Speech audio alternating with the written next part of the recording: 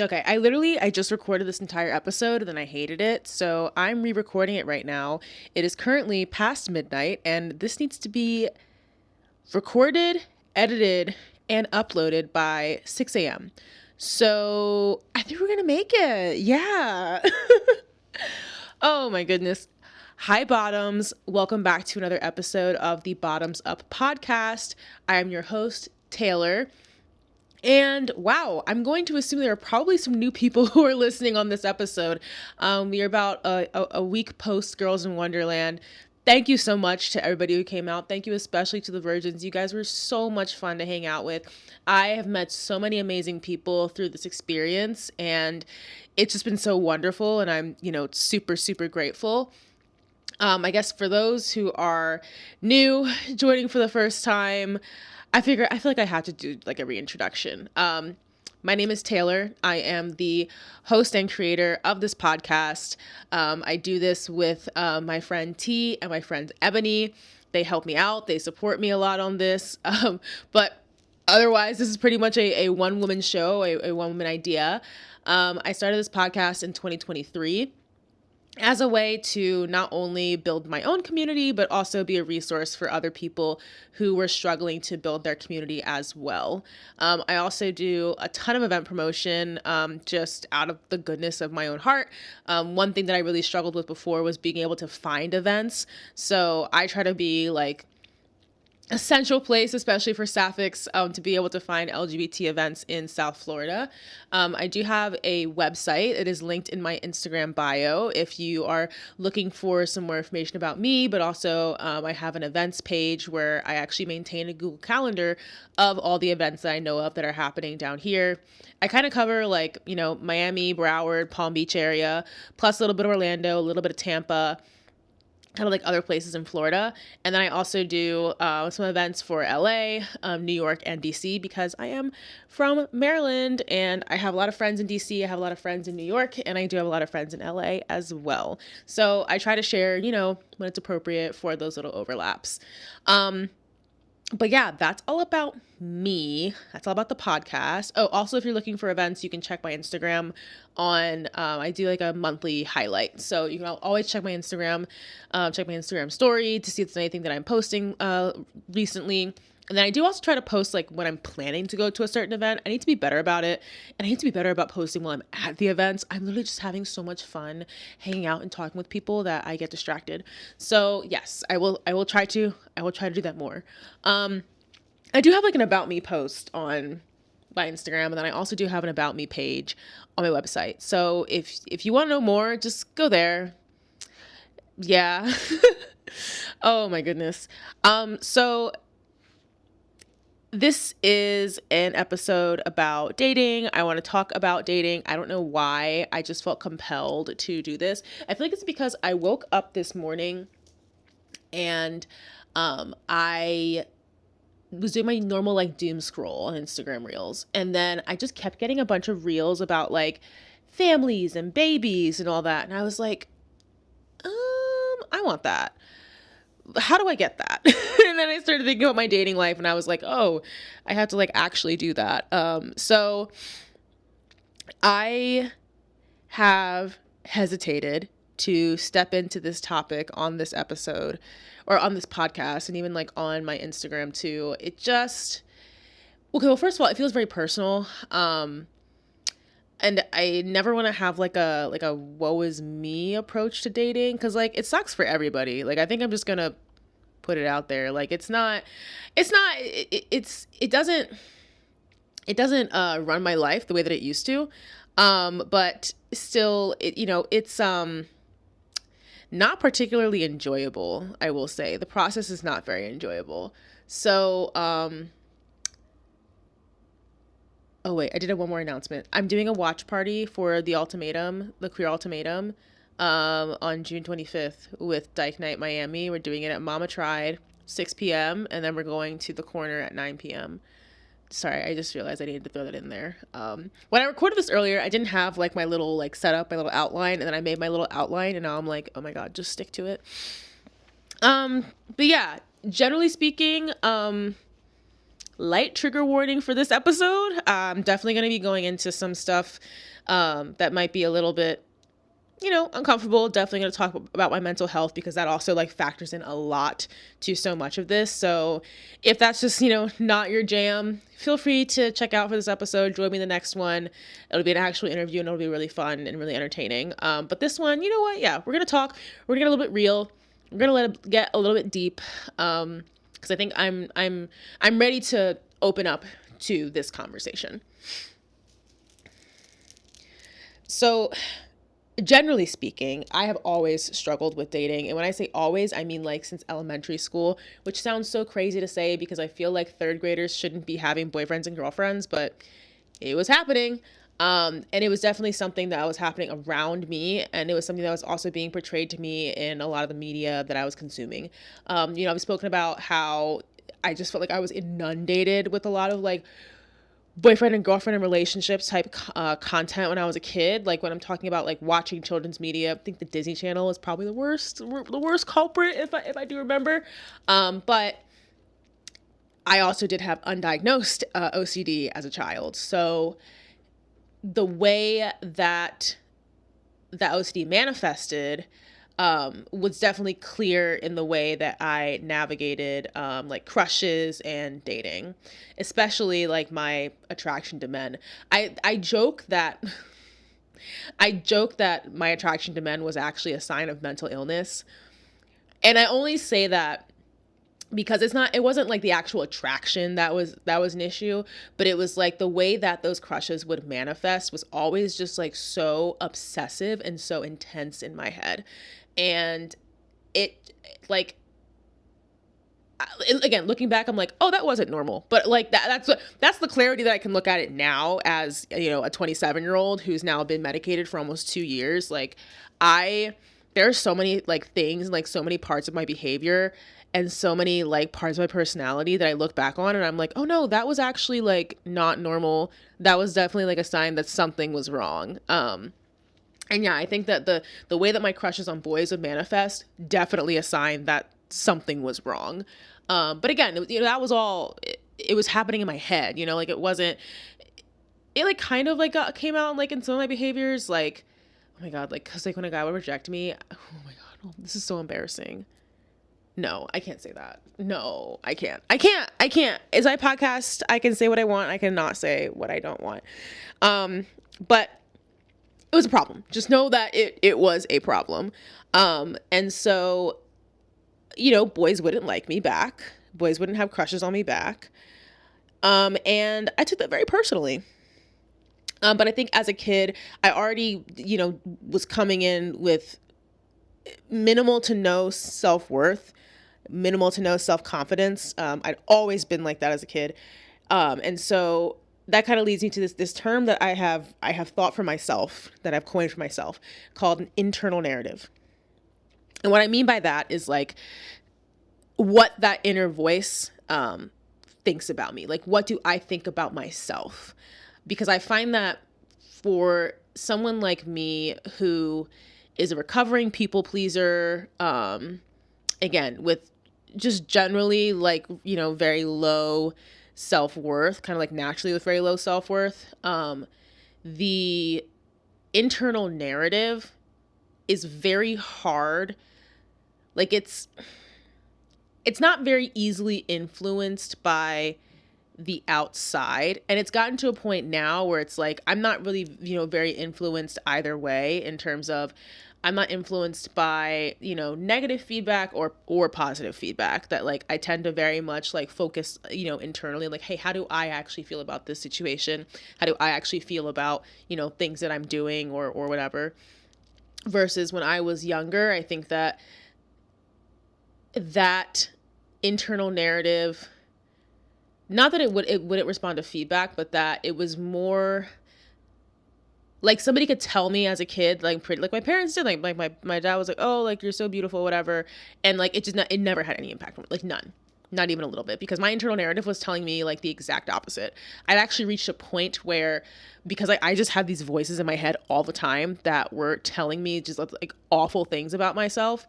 And at some point I was like, yeah, I'm tired of fighting this. I'm actually just going to accept it. I'm going to accept that I am ugly. I'm going to accept that I'm annoying. I'm going to accept that that I am irritating and that people don't want me around and I'm weird and that all my friends hate me, like, because I was just so tired of sitting there trying to like fight myself constantly. Like, that's how bad it was. And so when you're in that headspace, and when the only time you feel good about yourself is when you have like the external validation, and not through people's words. It wasn't through people's words. Like, it had to be through actions. Like, I never believed people, and I still don't really believe people just based on, you know, what they say to me. Like, I'm a very much like actions speak louder than words kind of person. So when I was younger, and even like, you know, early on, like into my 20s, I was looking for attention in all the wrong places. I was looking for validation in all the wrong places.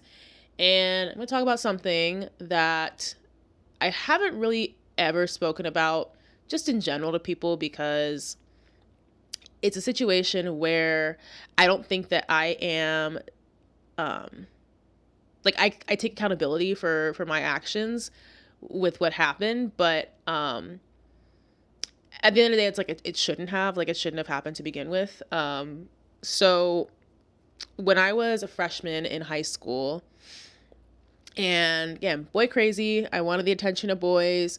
You know, I know that, you know, my friends are telling me that they're having sex. My peers are dating and breaking up and all this stuff. Like, it's happening around me. I'm observing it and I'm absorbing it.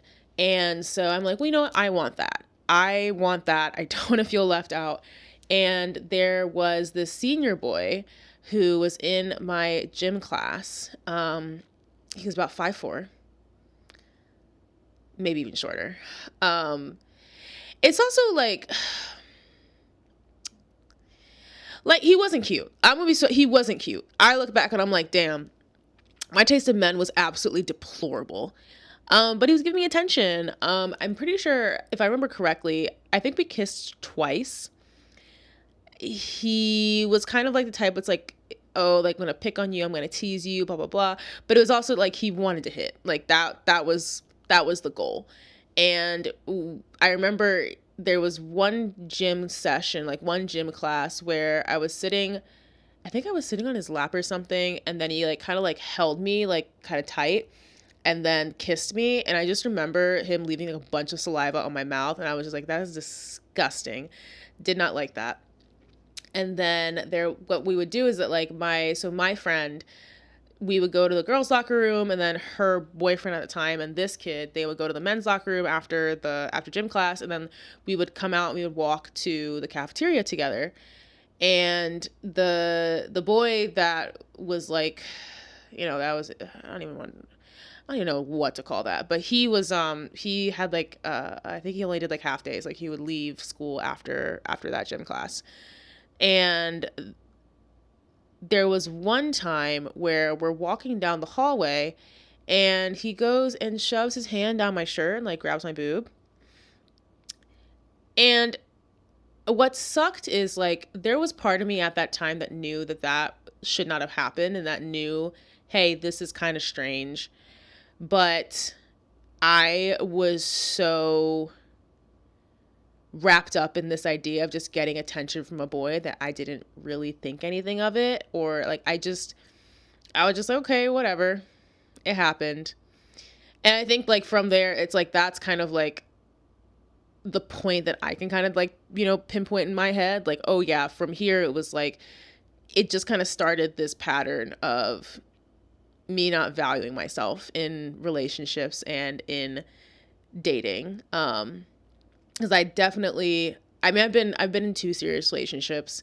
Both of those happened after, like, I think my first one was when I was like 19. But it was like, you know, college aged. But I think there are definitely moments in both of those relationships where like I wasn't valuing myself, and where I prioritized like the attention that I was getting and the feeling of that attention over like actually being happy in my life or happy in my relationship. So I didn't really get onto like actual like adult dating until I was in college. And I got on a dating app. I got on Tinder first. Ugh, throwback. I'm celebrating 2 years of being off dating apps. Woo. But I got on Tinder, and then I was like, okay, let me like actively date. And then that's when I was kind of like going through the process and realizing like, yeah, I probably don't like men. Because I would just collect them like Pokemon, like their little like the matches. I just collect them. I was like, I don't really care. But women, I was like, yeah, I care. I care what women think. So I was on Tinder. I was on her. And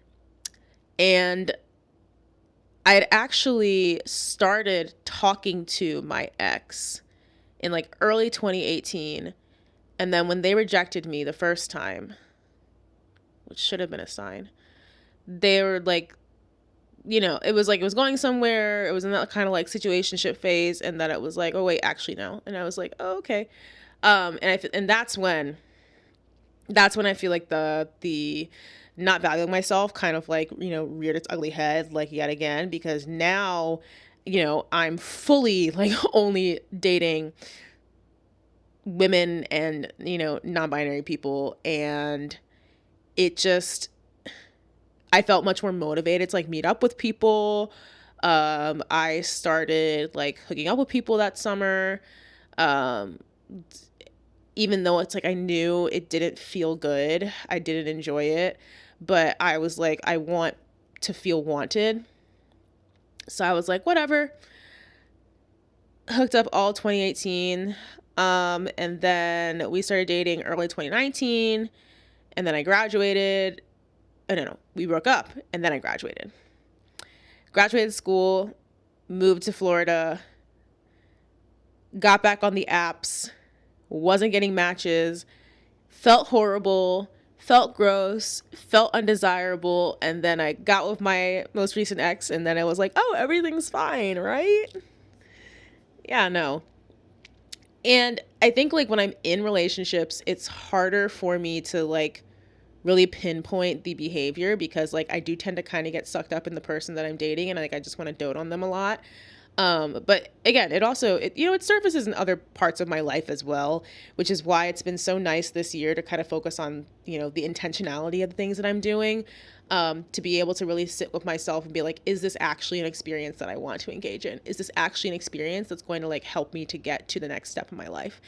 And honestly, if anything, I feel like since ending my last relationship and really like being forced to kind of sit with myself and sit with my behaviors in my apartment by myself, I'm like, yeah, like there are some things that I really needed to change about myself. Like that wasn't even a question, because I just realized like the relationship that I had with myself was just so bad. And I was, again, basing my happiness and how I felt about myself on how other people were reacting to me, and like how other people, weren't choosing me. I was like, they're not choosing me, so I don't want to choose me. What do I have to change to make myself worth choosing? Which really, it wasn't, I guess you could say it's like, yeah, the mental health was like what I could have changed. But now I'm like, no, I was still a bad bitch back then. I was still a bad bitch with or without medication. So I have talked before about being anxiously attached, which makes sense because, OCD, anxiety, anxiously attached. It makes sense. Where and then that kind of fits with the idea of like, sacrificing yourself in order to stay in relationships with people, or to, to keep their attention. I have always struggled with the anxious attachment, even in my friendships. And the culture that we're currently in right now, I feel like just is not good if you're anxiously attached. It sucks if you're anxiously attached. Red receipts, I feel like, were invented purely to fuck with people who have any sort of anxiety. Hate it. Hate them 100%. If you're talking to me, please turn them off. I don't want to know. I don't even need to know, okay? Like, it doesn't matter. It doesn't matter. But I think it's been this process of like learning how to handle the discomfort of not getting that immediate satisfaction back, you know, when somebody texts you back. Um, Again, that's been something even from like the like originally starting with Tinder to now where I'm not on any apps, but like I still talk to people. I still text, I still, you know, DM. And managing that has been quite the adventure. Um, it really is just like one way where relationships kind of like made my life suck and dating kind of made my life suck. And I think actually no, that's why I'm open to talking about this now, because like this is the first time in my life that dating hasn't just like absolutely fucking sucked. Like it just felt like such a bad, dirty, gross, uncomfortable thing before, and now I'm like calm, so I can like actually integrate it into my life without it completely destroying things, which I really like. Like honestly, okay, right now I'm waiting on two different girls to text me back. Two different women currently have me on red. And I feel like I'm being super normal about it. Yeah. I'm doing so good. But I actually I am. Like it's compared to like where I was before, where it could easily like consume me when I wasn't getting enough attention from someone. And honestly, like that's kind of the issue that I ran into in January, where I was just way too hard on this girl about like just the amount of attention that I was getting. And in hindsight, I'm like, oh my God, I'm like, that was crazy. Like that was crazy. It wasn't like, I think that experience, because it's like, that was kind of like the first time. Well, okay. No. Let's rewind. Let's rewind for a second. So 2023. Well, okay, no, I guess 2022. 2022, I broke up with my ex, and I started dating a little bit in the fall, but I wasn't really doing all that much. I was being super casual, even though I know that casual doesn't work for me, but you know. 2023 then. Beginning of 2023, I think that's when I decided like, yeah, like I think I want to like actually start dating again, more seriously. I want to, you know, find a girlfriend. And still on the apps, and it was not going well. It was not going well at all. It was a mess. It was a nightmare. So I was Pride. Actually, yeah, it was right around Pride of 2023, and I felt like I was talking to this girl, and I was like, I feel like this is just going nowhere. And of course it did. But I think it's like before I like completely broke it off with her, I deleted the apps, because I was just like, I feel like this is just not doing what I needed to do. And at the time too, I like didn't really have a lot of platonic relationships. Honestly, I had like no platonic relationships, at least like physically around me. All my friends were either back in Maryland, or like, you know, a lot of people dispersed like to different areas after college. So I had nobody around me. I had no support system around me. And I was like, the dating isn't going well. So I was like, you know what? Deleted the apps, and then I let it like fizzle out with her. Or no, I didn't let it fizzle out. Like I broke it off with her, because I told her she was wasting my time. But I digress. Broke it off with her. And that's when I was like, okay, I need to just go out and make friends. And I think like at that point, I'd already started feeling like I wanted to really just completely step back from dating, where I was just like, I really don't have much interest. I did let one more girl waste my time after that in August. But in August, that was the motivation I needed to start on medication. So I did it. I'm proud of myself. So I started on medication.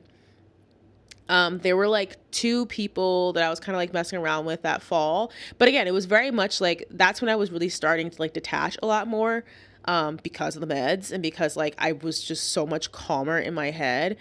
And I was just like, okay, like I don't really care where either of these go. Like I was just like, I'm happy with what they are right now, which is like they were both very much kind of like meh, like in between. So I was like, whatever. It is what it is. It did not get upset when one of them completely ended. She was being weird. And the other one, we're still friends, which I really enjoy. I really appreciate her. So I was just like, but it's like, again, that's when it like really, I really started to realize like, oh, this can look different. like, like dating does not have to be this like super crazy stressful thing. Like it can literally be like, oh, it just didn't work out with this person. Okay. And then you just move on with your life. Like that's so crazy. Like learning that for the first time at 26 was actually insane. like I'm like I'm a quarter of the way done with my life, and it's like, what did I spend the first quarter doing? The first 25%. Very upsetting.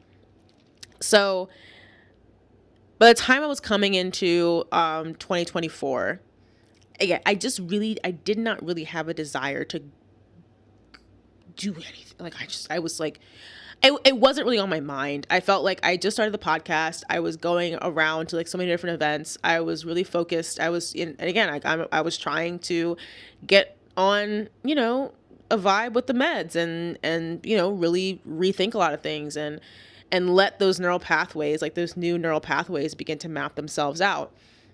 So by the time we hit the top of the year in 2024, I say 2024 was like my yes man year, where I was just like gung ho to try anything. So, and that came in the form of, especially with the podcast, with going to all these different events, meeting all these different people, trying out new things, putting my name out there, putting myself out there, and, you know, seeing what would come of it.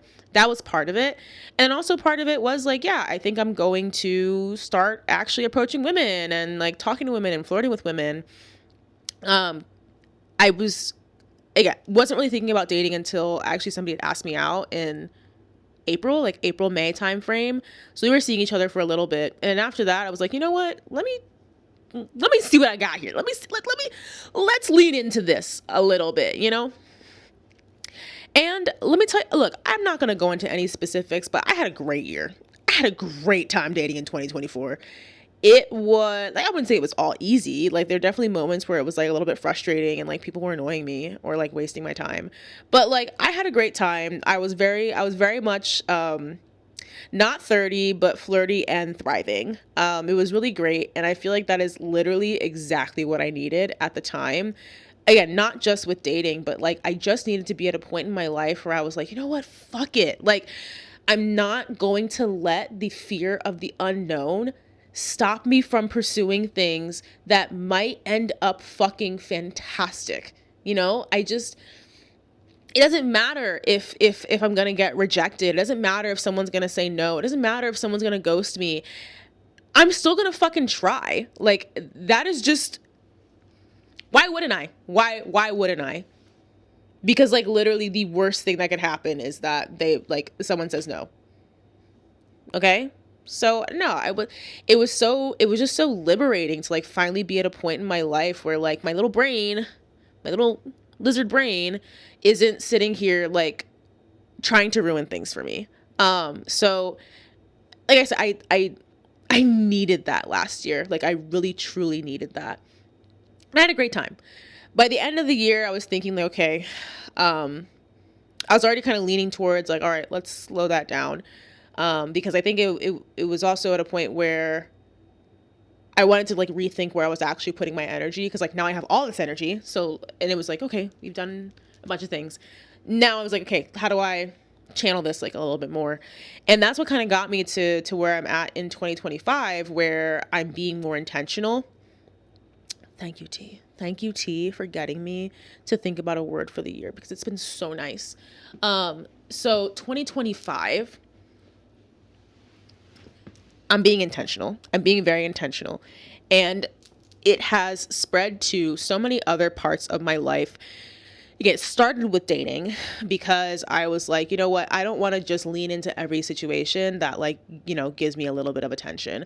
Because at the end of the day, like, when I go and do like casual stuff, I think that I enjoy the chase and I enjoy the pursuit and I enjoy the flirting and all that.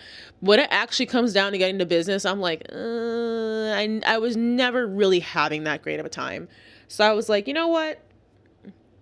That doesn't serve me. I know it doesn't serve me. I've known for a long time that it doesn't serve me. So like, it's time to step away from that. So I was like, you know, I want to be more,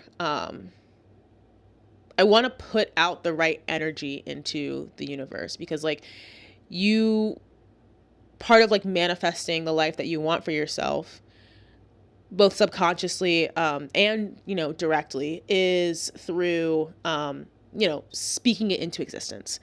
So for myself, I want a wife, I want children, I want a farm. I'd like to move out of Florida eventually. Like that's what I see for myself, like in the future, like in a future, you know, relationship. That's what I want. And so like I visualize that a lot. But what I ran into is like, if I am constantly putting energy into, you know, somebody random sliding into my DMs, or somebody random that I meet at the club or something like that, then like, where is the energy then left over to actually put into something that is more serious? So I was like, let's refocus for 2025. And it has been very worthwhile. I do feel like I'm absolutely saving my energy. My goodness. And that's kind of where I started to, yeah, I was seeing that girl for like a literal second in January, and I blew it up. And I realized like, this is just not who I want to be. This is not the behavior that I want to keep, you know, displaying with people. That if I do want to be like in a serious relationship, I was like, there are things that I need to like truly work on. And really it was like, you know, just with the anxious attachment, and knowing how to self-soothe instead of like being, you know, upset and grenading shit when I'm not getting enough of that like external validation. And again, this is where it comes to the internal narratives as well. My internal narrative previously was very flawed. I think my internal narrative now even still has some flaws to it, but you know, it's growth. It's never ending. Self-growth is never ending. And so my previous internal narrative was that narrative was like, okay, well, you're ugly, you're annoying, you're irritating to be around, none of your friends like you. That was it before, like age like 17. Now, girl, I love myself. I'm obsessed with myself. I'm not even gonna lie. I love looking at myself in the mirror. I don't feel like I'm a butterface anymore. Thank God. I really love my figure. I really love the body that I've built for myself. Like, I'm very happy with that. Yeah, there are like little things that I would change like here and there. But that's like in like a normal way, not in like a body dysmorphia kind of way. I speak very positively to myself. I speak very kindly to myself. I am actually trying to be like a little bit easier on myself about, you know, the way that I behaved like with that girl, because I just don't think that I gain anything from like beating myself up. But at the same time, like when other people's emotions are getting involved, you know, I don't want to be reckless, you know? And so from that experience, like immediately after it happened, I was like, I can't do this again.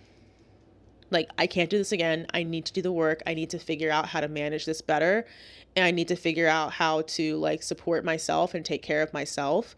Because again, if I like, it's like, yeah, I deal with it now, but it's like, if I'm with somebody for like 10, 15 years, it's like, how is that going to look to my children? Like, what kind of relationship am I showing to them? Because like, if that's the dynamic, then like, that's not healthy. And like, I don't want my children to go into their relationships and then be like, oh, acting foolish and wasting other people's time, because absolutely the fuck not. And so I was like, okay, how do I, you know, remind myself, how do I take care of myself like in those moments? And actually something that oh my God, I say all the time that I am not a U-Haul lesbian, but like be so real, I kind of am. But that is not good like at all if you're someone like me who like kind of like does already require like a little bit more attention. I try really hard not to jump in with both feet. I try to like really take things slow. I try to like remind myself that like I'm not in any rush to like do any of this, because the thing is, I have this something I've noticed about myself is that I can like really want to be in a relationship, like as I do right now. I'm not gonna lie. Like, yes, I want to be in a relationship. That's not, I don't know. I feel like that's not, I feel like that's bad to say. Like, I don't, okay. What I don't like is the thing is like, I say all the time, I'm happily single. I'm very happy with my life. My life is amazing. No notes. Okay? Like no notes. I'm so happy with my life. It's not like the one thing that would make it better is if I had a girlfriend. No. No. I enjoy my life. I enjoy the things that I do. I'm happily single. There's absolutely no issue with me being single. At the same time, I do want a serious, long-term, mostly monogamous relationship, you know? And I feel like those two ideas like don't have to be competing. Like I don't know. I feel like I'm going to be judged by saying like, yes, like I want a relationship. Like I don't say I'm happily single to like cope with not being in one. Like it just like those two things are kind of like separate. I don't know. I feel like I'm happy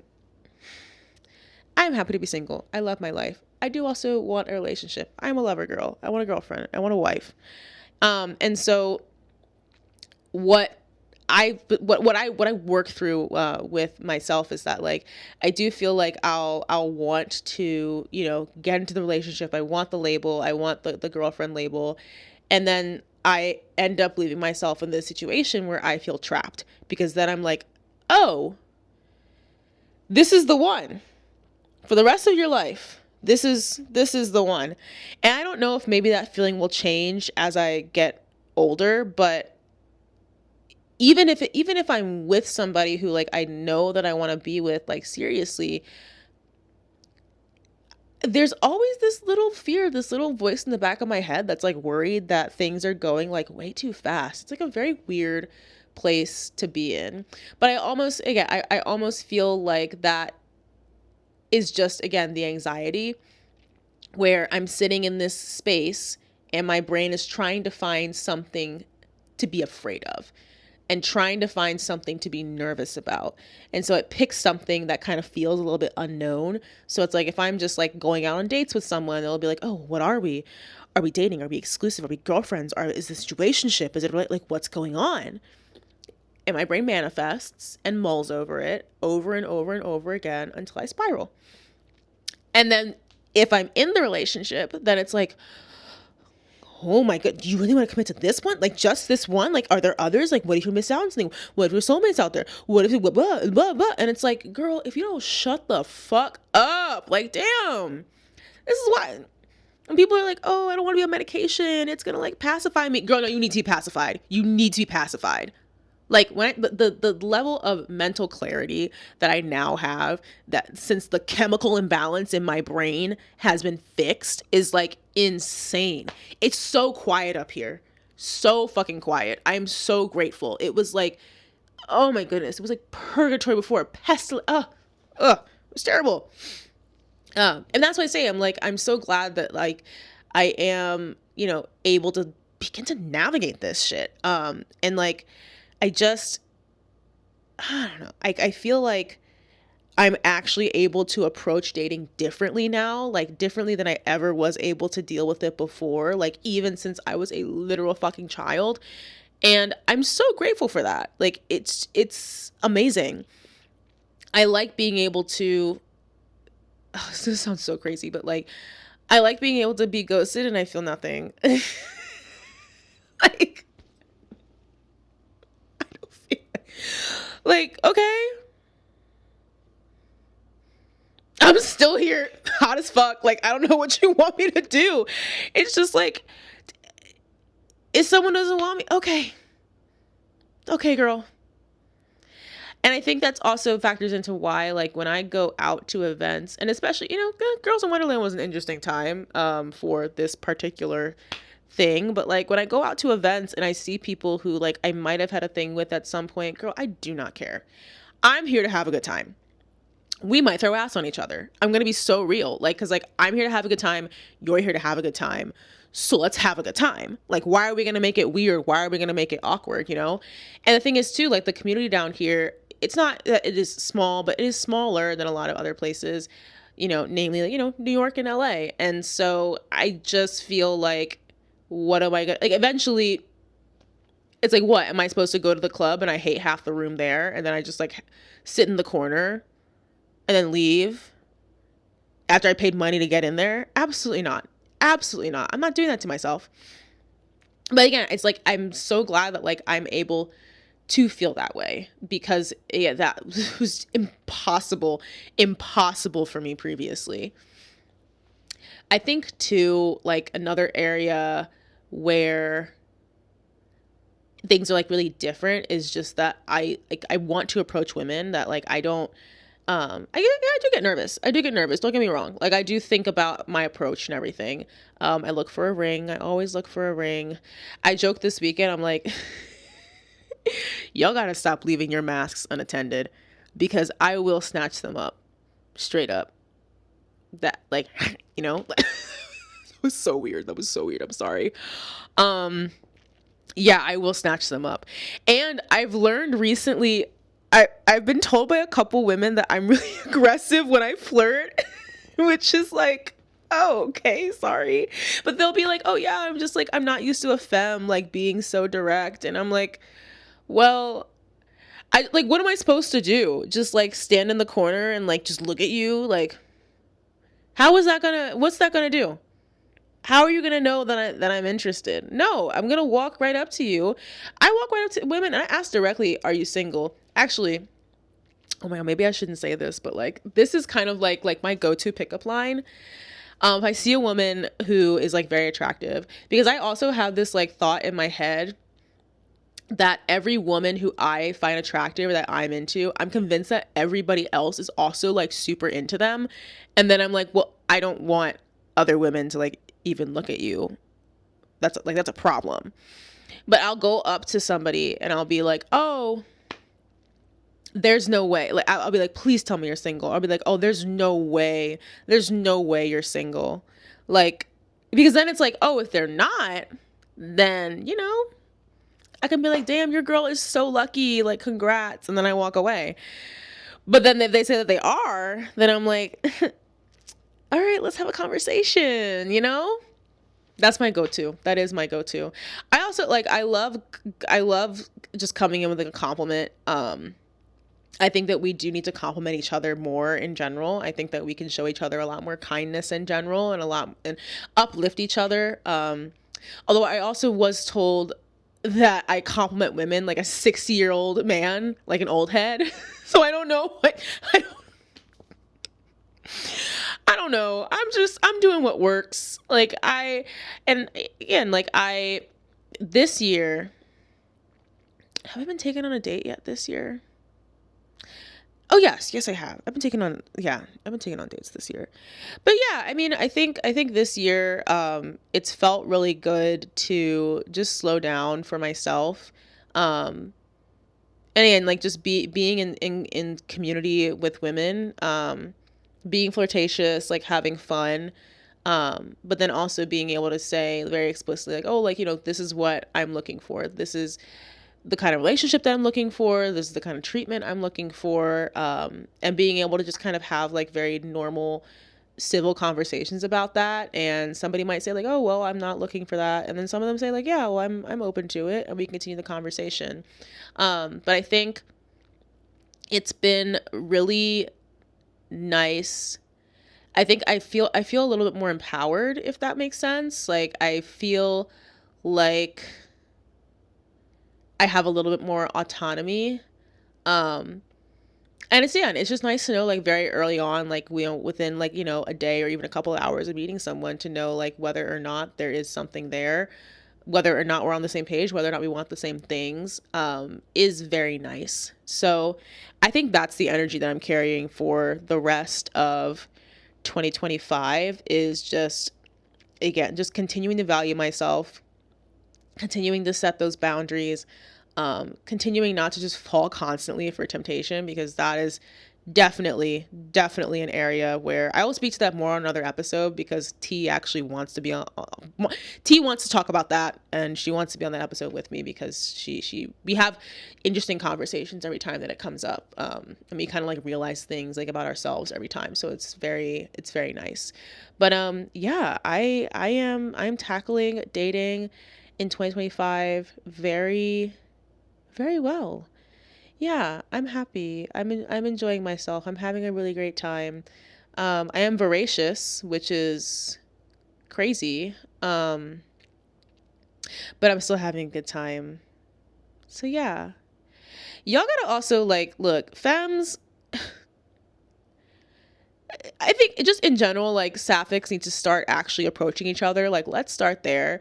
But like femmes, if you see a fucking 5'10" dreadhead, dressed down, dripped out, backwards hat and everything, clear skin, clean fingernails, and you don't shoot your shot, get the fuck out of here.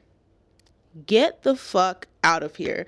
You're telling me that you can see a fucking 5'2", thick in the thighs, cargo shorts, oversized t-shirt, okay? Modern mullet with hella piercings and tattoos, and you're not gonna shoot your shot. You're not gonna approach them. You're not gonna talk to them. That's it. This is where I'm gonna leave you guys with two things. The first thing is that rejection is a fact of life. You're gonna be rejected in so many different ways, from friends, from family, from relationships, from jobs, from places, from clubs. It's going to happen. It is a fact of life. You're actually going to be rejected more times than you're going to be accepted, and that is okay, all right? It doesn't say anything about you. It just means that you are working towards finding the spaces and the people that you fit in with, okay? I don't want to be accepted by the wrong people, nor do I want to fight for acceptance from the wrong people. So that's number one. Number two is, especially for my anxiously attached girlies, we're going to do some affirmations right now. So I want you to sit with me. Actually, no, I want you to ground. Place your feet flat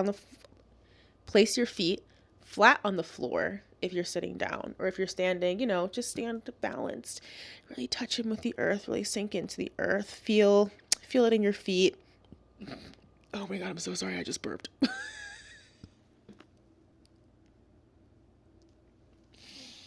You can tell I'm delirious. It's like 1:00 in the morning. Just ground. Take some deep breaths in.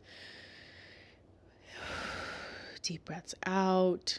Deep breaths in. Deep breath out.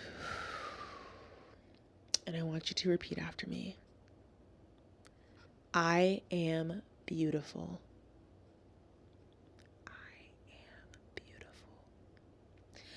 I am desirable.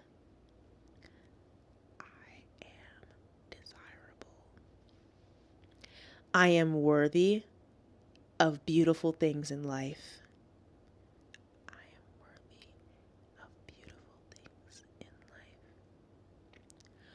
What I want wants me back.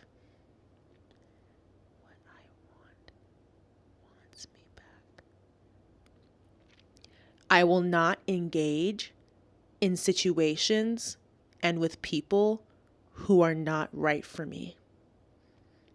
I will not engage with situations or people who are not right for me. I am sexy.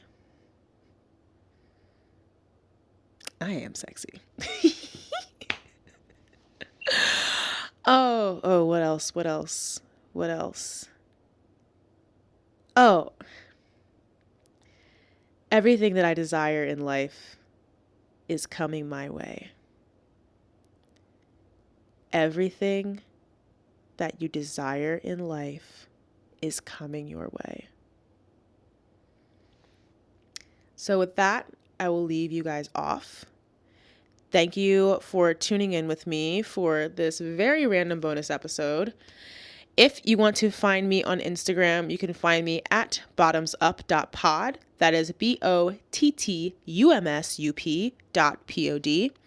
If you want to reach out to me about a potential topic, if you want to come on an episode, or if you want to recommend somebody to come on an episode, you could either shoot me a DM on Instagram or you can send me an email, bottumsuppod@gmail.com. Thank you for listening. Thank you for watching. And I will see you guys in the next episode. I'm going the fuck to bed. I'm tired.